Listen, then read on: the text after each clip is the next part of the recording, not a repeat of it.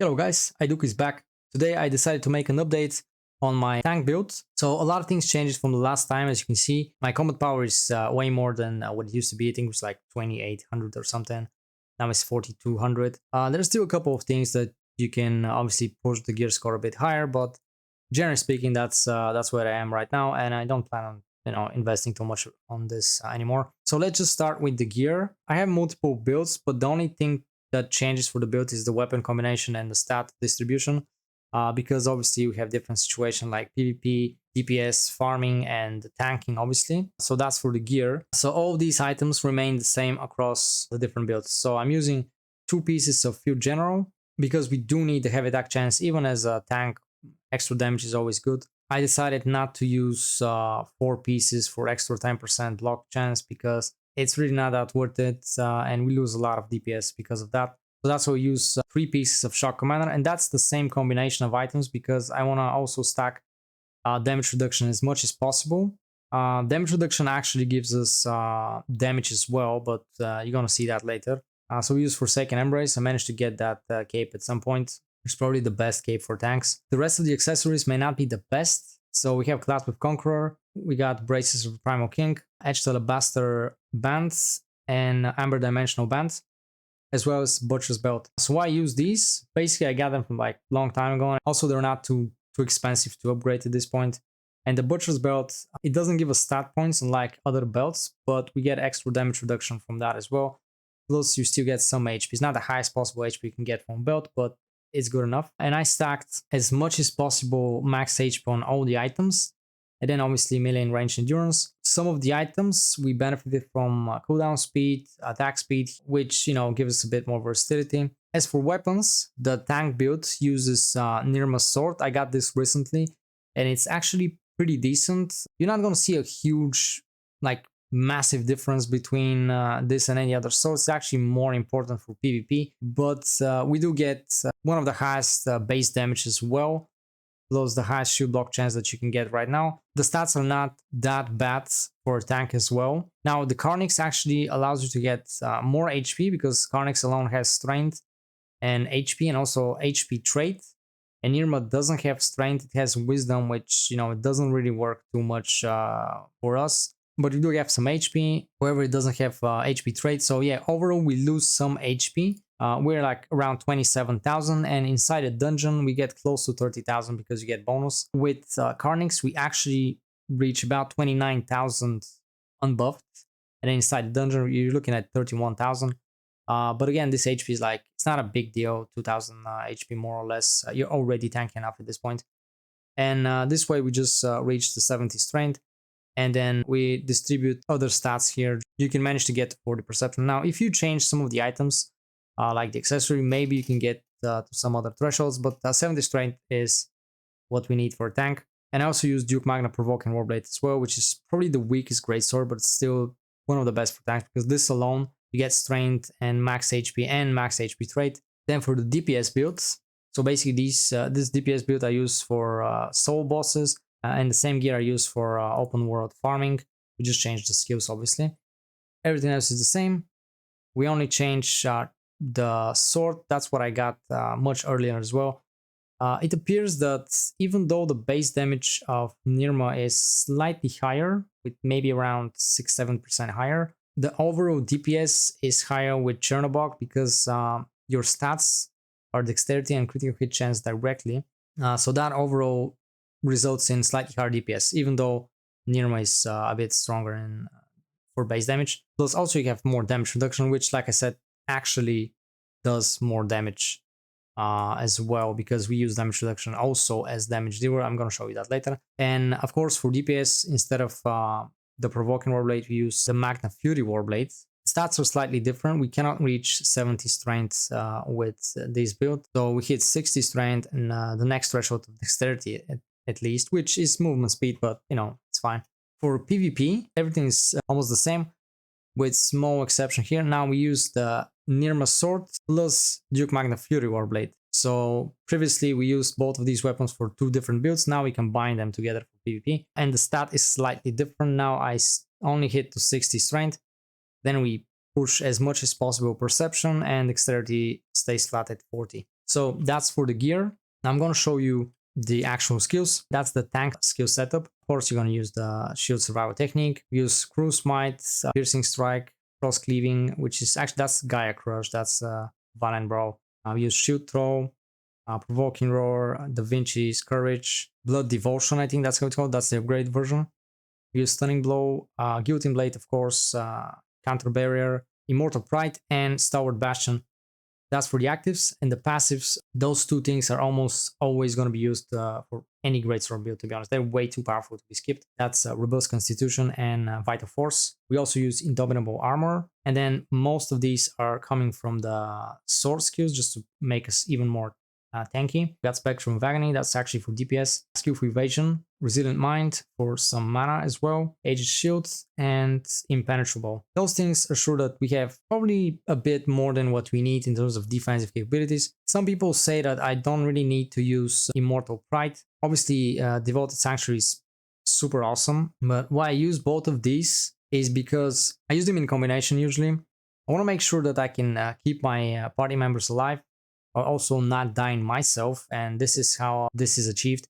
Almost in any situation, anything that's not OTK mechanic, like anything that's not just one-shotting people by definition, and that's actually pretty good because sometimes people are a bit undergeared or somebody can make a mistake and then you can just kind of like be in this situation of just managing to keep things together. The masteries, well, they're not too relevant because soon they will be changed, but at this point I changed the middle line, which is actually supposed to be more PvE oriented. That's way better for PvE for dungeons because you actually get boss related stats. The main issue with this is because I'm doing PvP now, it's gonna be pretty annoying and also actually costs so long to constantly change these masteries, but this will be changed soon, so it doesn't really matter too much. That's why I use the provoke and counter, which gives us a bit more universal stats that we can use in different situations. And obviously collision is always good because it just makes us a bit tankier for both PvE and PvP. And then for greatsword, here I completely ignored the top line. I'm thinking about something that's universal, like you can use it anywhere, and also something about PvP. That's why I use the bottom two lines. And then the skill spec for main tank, we upgrade the shield strike to piercing strike for AoE.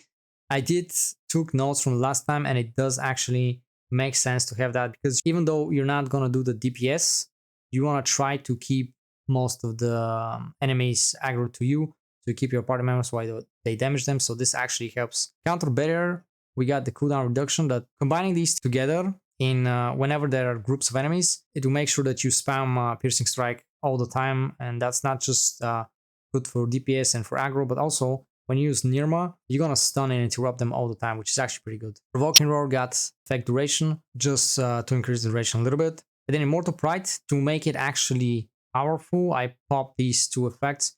Health regen to make me regenerate HP a lot, even if I'm very low, and all defense to make us super tanky based on our max HP, and you know we get to close to about 30,000, so we get like the maximum benefit of this one. But most of the points go to the greatsword, even though that's a tank build. Cruise smite, so that's Violent Brawl. It becomes Cruise smite, so that's like extra AoE whenever you do crit or heavy attack. I had enough points to put this one, so we're gonna increase the damage for a short period of time after we use it. And also extra aggro, like you may remove the aggro at some point if you have enough DPS, but at this point I don't think that there's something super important, so that's why I put this. Stunning blow I use mostly because of the extra skill damage boost, plus very often we need some stun. I used to not use stun on tank build, but it actually is pretty important. Even if you're tank, it's good to have some stun because some enemies require to be stunned. Da Vinci's courage gets most of the upgrades. Duration increase, damage reduction, and instant healing. That's Gaia Crush actually. Gets upgraded to Frost Cleaving for extra damage. We get attack speed and critical hit chance increase. Guillotine Blade only gets the charge damage. We're not doing AoE with this, just extra damage on the boss. And then that's technically Blood Devotion. We upgraded to Devoted Sanctuary so we can actually use it for every single party member. We use duration increase, damage transfer increase, and damage increase all together. This makes sure that people stay alive and we stay alive as well, while we manage to do some DPS and generate aggro as much as possible. And also kind of prioritize on a bit more AoE as much as you can. So that's the DPS build that I use for open world farming. It prioritizes on mostly AoE damage, especially when we're surrounded by more enemies, and makes us also a bit tankier when we have more enemies because we have these kind of passives as well. Some of the skills are pretty much the same. They're kind of like universal, like Cruise Might, Piercing Strike, Cross Cleaving. We use Strategic Rush this time, so we can just kind of stack enemies together. The Provoking Roar turns to Cleaving Roar, so we can reduce their endurance actually. That makes us do more critical hits on them this time. Da Vinci's Courage is here as well. I use Wheel Breaker to reduce the defense of the enemies as well. Stunning Blow, Guillotine Blade once again. Counter Barrier is universal as well. Now we use Devastating Smash to AoE stun groups of enemies, which helps us a lot. And also Ice Tornado, which was Devastating Tornado. Any kind of stun is perfect for us because now we also use Cold Warrior, which increases heavy attacks against shocked or stunned targets, so that's always good. This time we use Raging Frenzy, which increases our skill damage boost if there are 3 or more enemies, and that's going to be AoE farming, so yeah. Impenetrable again.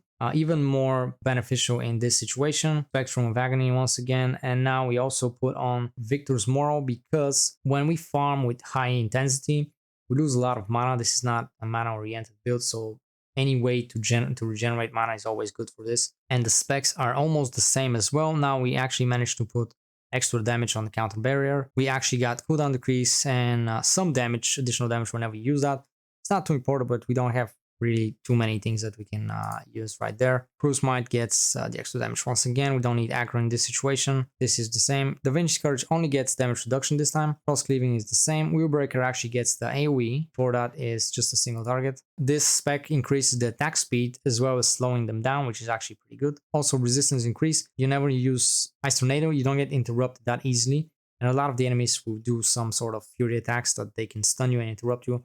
You need a couple of seconds to actually use that, and also additional damage, of course. And then Guillotine Blade gets AoE damage. Whenever you actually do critical or heavy attack, you also do a lot of damage to the enemies around the main target. If you have more damage reduction, you actually do more damage. And you can actually play around and add skills or items that can increase your damage reduction. But the DPS build that I talked about uses Churnabox, so we reach 137 damage reduction. There are ways to increase that a little bit further, but at this point it's actually good enough. Whenever you use Da Vinci's Courage, I get additional 25 damage reduction, so we get to about 160. What I don't use here, but you can use it for certain situation, is Stalwart Bastion, which does give you even more damage reduction, especially if you upgrade it to just a personal buff. This increases more. And on top of that, whenever you actually manage to successfully create a perfect block, you increase your damage reduction by another 135, which is quite a lot, but that's not always in the rotation, obviously, because it's situational. And why damage reduction does damage, basically. That's perfect in almost every situation. Of course, for bosses, not that viable because bosses have a lot of HP anyway, but for open world AoE farming and also for PvP, any combination of skills and items that increase your damage reduction with counter barrier, as you can see, whenever you evade, shield block, or block with defensive skill within certain range, that's 1.35 times the attack range and 4.5 times the magic and ranged attack range, you create a counter attack that deals 250% of damage reduction to the attacker. And so this is incredibly powerful in both PvP and PvE. When you have a lot of big groups, they'll attack you constantly, and if you get, let's say, 150 now with certain upgrades, you can get 300 damage reduction for a short period of time, but this is also for a short period of time as well. It's only for 6 seconds, and at the same time increase your shield block chance, so you'll be blocking a lot. And let's assume you have 300 damage reduction. That's going to do 2.5 times that, which is 750 damage anytime you block, obviously, or evade as well. Now this cannot do a critical or heavy attack. It's like a passive damage, right? Obviously your actives are going to do more damage, but this is just on top of everything. I will showcase you that it does wonderful things in combination with your rotation, of course. But for PvP, it becomes even more interesting. So the solo boss build is kind of very similar. I change those things sometimes, but at the moment I use a regular Violent Brawl. We use regular Shield Strike because, again, we don't need AoE. Cross Cleaving kind of remains the same. Now we actually use Dead Blow. Cleaving Roar is kind of the same. Da Vinci's Courage. Wheel Breaker is actually solo again, just for a single target. Stunning Blow, Guillotine Blade, Counter Barrier once again, Devastating Smash, and Righteous Fury, which was the Bastion, but now we upgraded. Again, those are pretty similar. We got Indomitable Armor for extra defense. We got the 2 things for mana, we got the Resilient Mind and Victor's Moral, and Aegis Shield. The skill spec, this is the same as well. Cleaving Roar only gets to the haste and arc because we don't have enough for additional damage. Because the Bastion, Starward Bastion, actually uses a lot of points because we convert it to skill damage boost. And also we do Starward Eagle, so we increase the skill damage just for us to be a bit more. I don't use damage reduction here because the bosses are not really doing too many attacks, so you're not going to benefit too much from just having more damage reduction. And then going to the Greatsword, that's just this one. Stunning Blow actually managed to get stun effect, stun duration. You can obviously change that to something else. Dead Blow gets full upgraded to charge damage, cooldown reduction, and just damage to prone targets. For solo bosses, you're not really going to be able to do a lot of prone on your enemies because we're not using a standing slash. So you can change that to something else, obviously, but I just didn't find at this time anything more interesting. So obviously you can just play around with this trait here. The Vinci Scourge gets damage reduction and instant healing. Cross Cleaving gets the full upgrades once again, and Guillotine Blade only gets charge damage because if you reduce the cooldown of one of these, because we use them in combination very often, we use Stunning Blow and Guillotine Blade. If you reduce the cooldown of this one, you have to reduce the other one because they should be in the same cooldown window in order to use them together on your rotation. And then for the PvP builds, we're using completely different things, obviously. And I was testing around different situations, making my character more tanky or more DPS oriented. So that's up to you and your playstyle. That really depends on many things. Personally, I found that speed is very important, and you could have slower but more powerful attacks. However, in PvP, it's not exactly the best situation. So for actives, I use Violent Brawl once again, Shield Strike. Now we use Chain Hook. And we got Strategic Rush once again, Ascending Slash, Da Vinci Scourge, Precision Dash, Stunning Blow, Guillotine Blade, Counter Barrier, Immortal Pride, and Starward Bastion. And the defensive skill is Shield Survival Technique, of course. For passives, once again, we got Robust Constitution, Vital Force, Indomitable Armor, Cold Warrior, Resilient Mind, Aegis Shield, Skillful Evasion, and this time we use Garrett's Patience. I use Garrett's Patience for just additional crowd control resistance. Obviously in PvP that's really important. You could play around with, let's say, Moral Boost in order to try to lower down your cooldowns because we do have quite enough collision skills, but that's up to you. You have to decide for yourself. You could also kind of use Barbarian Dash so that you have extra speed whenever you use mobility. It turns out there are not that many mobility skills, but that's up to you as well. And sometimes you do have huge issue with mana in PvP arena because as a tank, people will try to take you down the last, and if they can actually survive you, they may not even kill you at all. They can just try to kill your team members if you cannot keep them alive. And this is not exactly the bodyguard type of build, so I can't really keep them alive technically. So sometimes they just skip me and I get to a point where I just use all my mana and I can't really recover much. But however, even if I use Victor's Moral, there are certain builds. I think there was like, I think a staff build or something, or maybe want, I'm not quite sure, that actually drains your mana. And it's like they drain your mana in almost instantly. So even if you use Victor's Moral, you're not gonna help yourself too much. So let's just jump to the specs. We use Piercing Strike because it turns out that it's really helpful to AoE damage in PvP arena. A lot of the times you get them all stacked one place. And also with Nirma's Sword, that helps a lot. It acts as interruption as well. Counter Barrier, you got the cooldown and damage increase. Strategic Rush gets nothing. Chain Hook actually got quite a lot. We got Skill Range, which is actually quite decent extra range.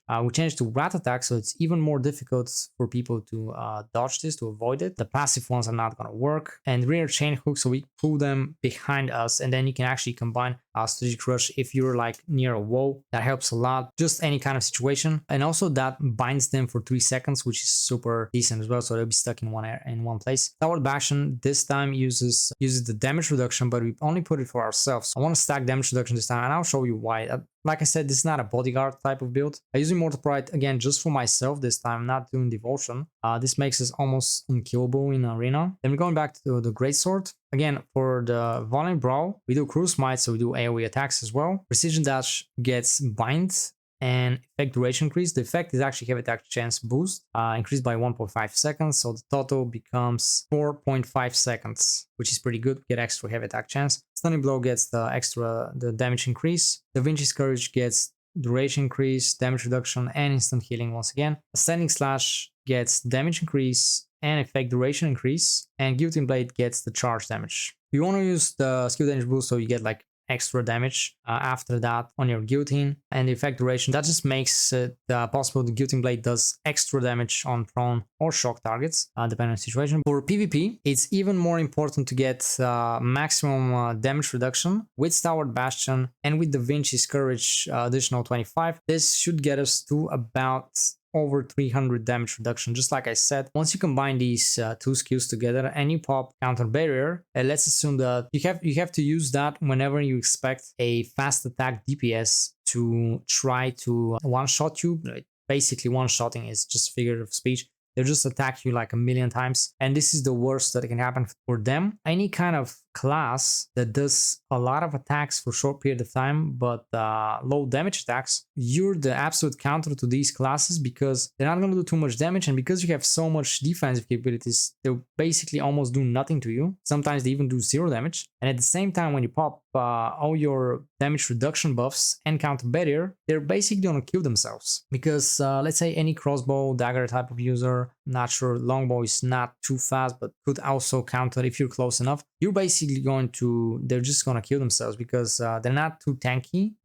Usually they don't have too much HP, while you also do damage with your active skills, of course. And usually my rotation would be trying to get to them as fast as possible. That's why we use precision dash, which you can use twice, get to the target, bind them, and then we can drop stunning blow. And if we manage to successfully stun them, then we pop standing slash so that this has very high chance of actually making them prone, and then we drop guillotine, which in most situations, if you successfully manage to land all these attacks and the character is not tanky, you can take half or most of their HP. If you get targeted, of course, people are not going to target you too much, but if you get to this situation, of course, drop your counter barrier and Da Vinci's Courage and Stalwart Bastion to deflect damage. Or if you don't feel like it makes sense to deflect, you can just straight up use Immortal Pride. Now, you could skip Immortal Pride and let's say put Devastating Smash to do extra stuns, but then you have to be more careful about situation, and then your only defense will be Da Vinci and Bastion as well anyway. Chain Hook and Strategic Rush, obviously you can use them together in a very decent way,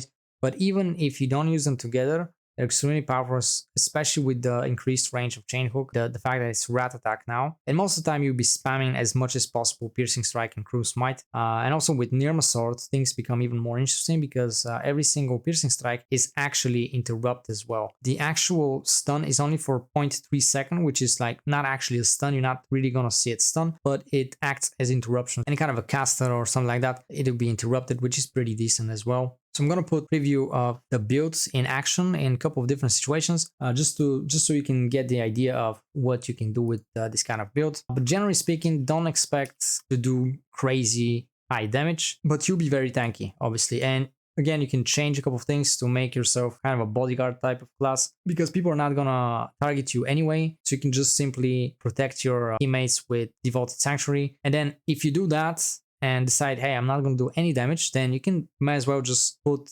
another Shock Commander piece and actually get additional shield block chance. That's going to get you to 53% if you actually have Nirma Sword. But even if you don't have it, it's still going to be like above 40% with the extra 10% from Shock Commander. And maybe use Counter Barrier that gets close to 90%. But if you're that kind of builds, you don't want to do Bodyguard, you actually want to do some damage, then just keep the heavy attack chance from Imperator set. So that's going to be for this video, guys. I hope you enjoyed it. If you have some questions, just leave a comment below and I'll be happy to answer anything that you ask me. If you have some suggestion or feedback that I can change something to improve the build, I'm open for it, of course, if it's in my reach, because very soon we're going to get next year of gear and this is not going to be very relevant at this point. But for now, this is the build and it's actually doing a pretty decent job in almost any situation. So thank you guys for watching. Don't forget to like and subscribe and enjoy the rest of the showcase. See you soon.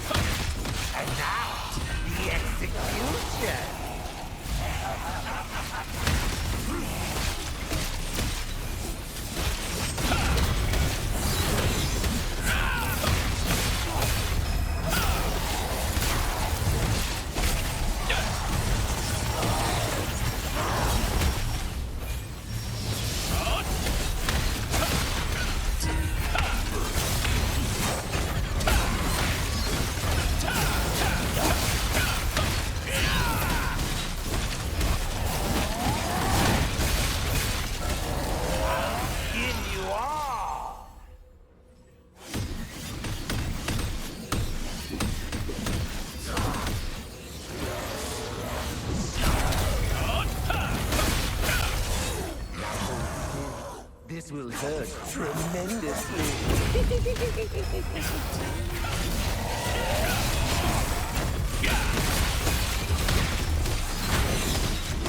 Try not to die too quickly.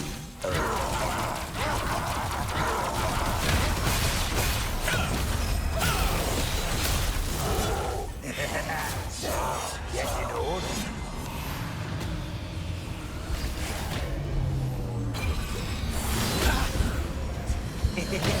I'll awaken your dark side.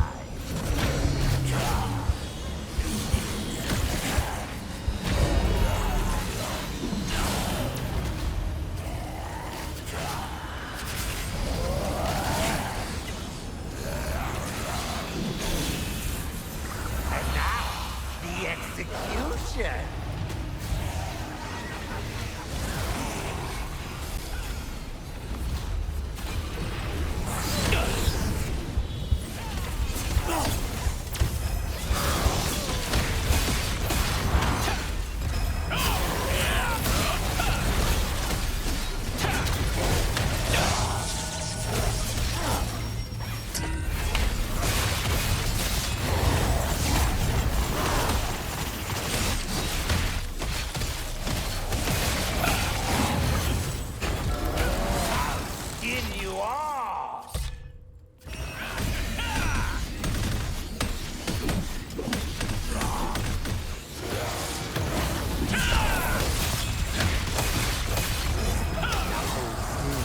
This will hurt tremendously.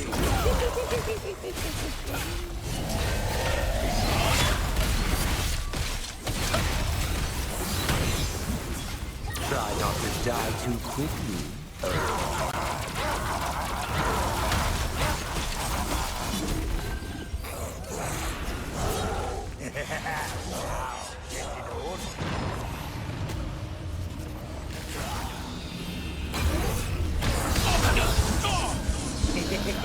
I'll awaken your dark.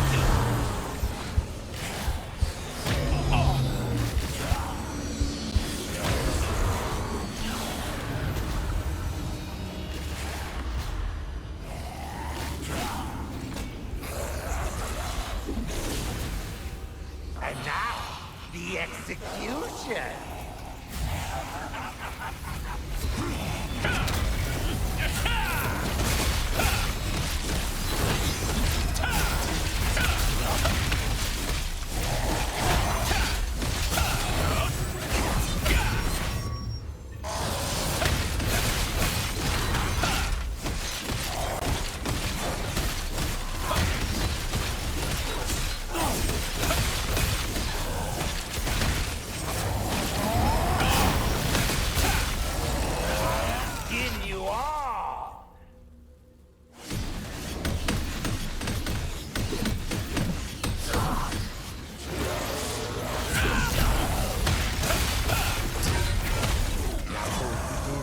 This will hurt tremendously.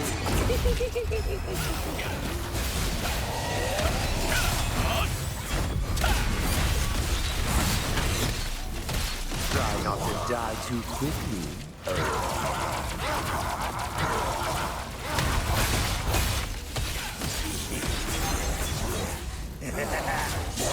Get in order.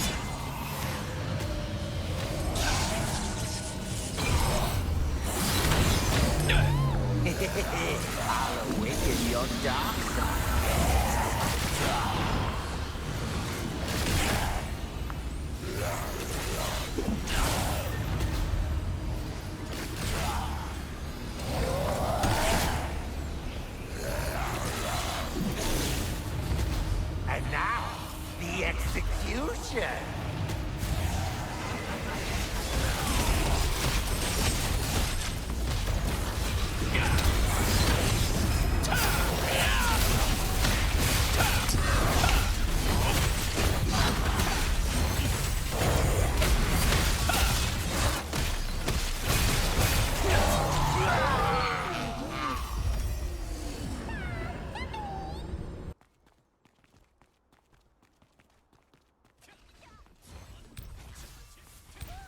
My tears like rain run down the window.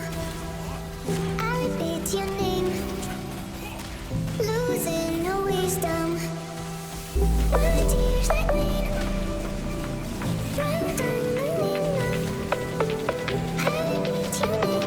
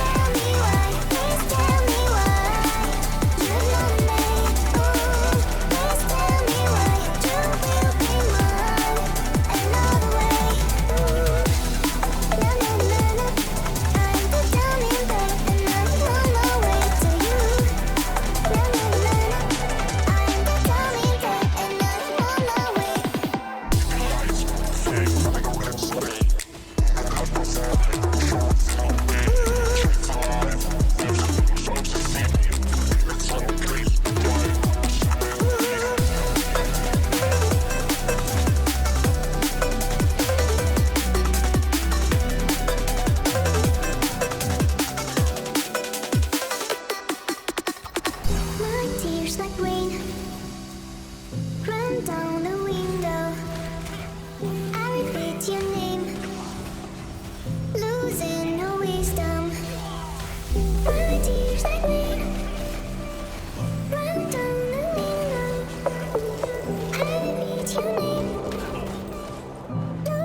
no wisdom.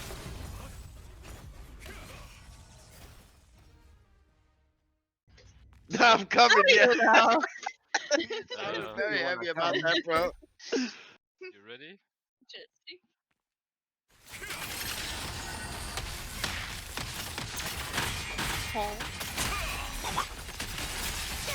Okay, that's gonna be a very long ass match, man. No, it won't. It won't. He just kills me.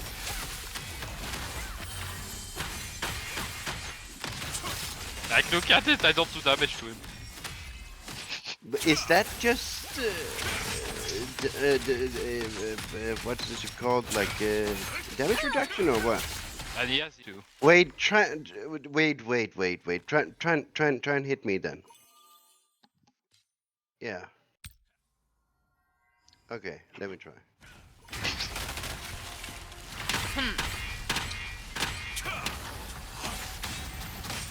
Wow. I want Oh to try. man, that's a full fucking combo. What the fuck?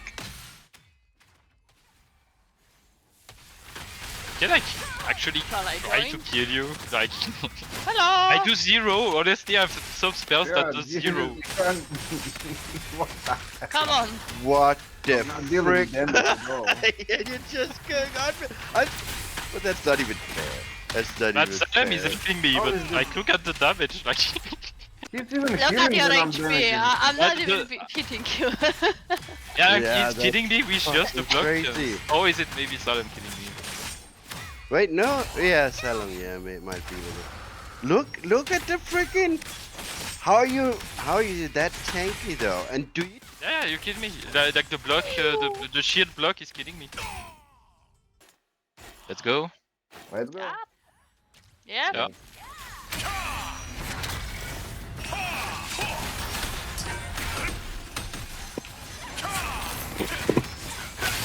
Did you pop something?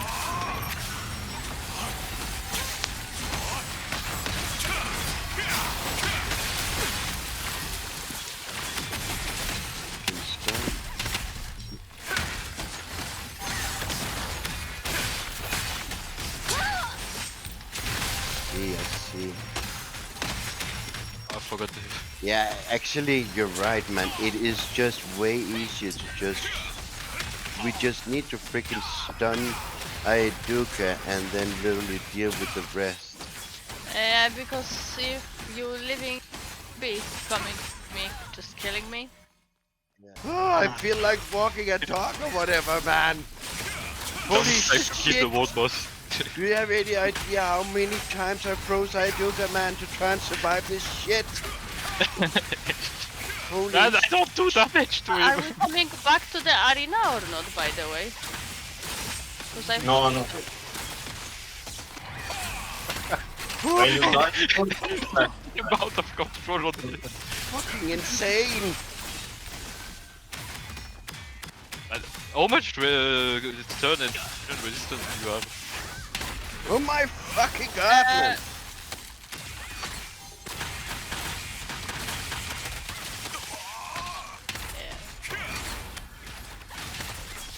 And of course I missed. Oh, come on. Oh, fuck's sake!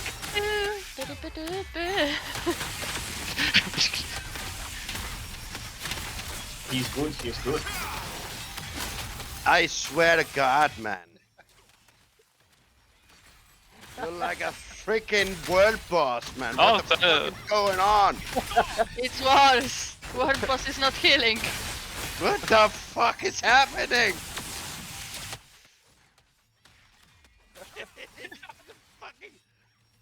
We can't fucking kill him, man. What the fuck is happening?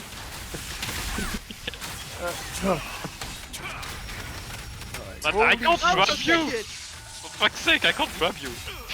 But I like the freaking slow that you just tried to. Oh my goodness, man. But I can't freaking. I can only slow you, I can't stun you. I swear to God, man. Half of my freezes, they just don't freaking land, man. Like, holy And he's back shit. to Thor. Oh, man. He's like a fucking world boss. Holy shit, man. What the fuck even is this shit? Oh my goodness, man. You freaking... You got 3 versus 1? No, 3 versus 2. 3 versus... Oh my goodness, man. What? He was so close to being fucking dead, but what the fuck was that, bro? What the I don't fuck? need that! Holy he, sh... he is OP enough. He's fucking broken. What the hell is going on, man? Oh my goodness. Just fucking die, bro. Just kill him, just kill him! I wanted Oh to my keep- goodness, man. Oh, finally. Only Come here. DPS can come. Ah, So you want that? the Eviscerate. Yeah, I see that. Yeah. But the thing is that in between that I do 0. Like honestly, I do just Wait, if you pop that on freaking the Terra the torture chamber boss when he does the machine gun ability, would that actually hurt him then? don't think it works. And my freaking executions in 160. Yeah. I mean, I don't know. It's just, man, man, I'm in Tilt City, bro. Like, holy shit. I did 288 with the heavy, 288 with the heavy attack plus crit.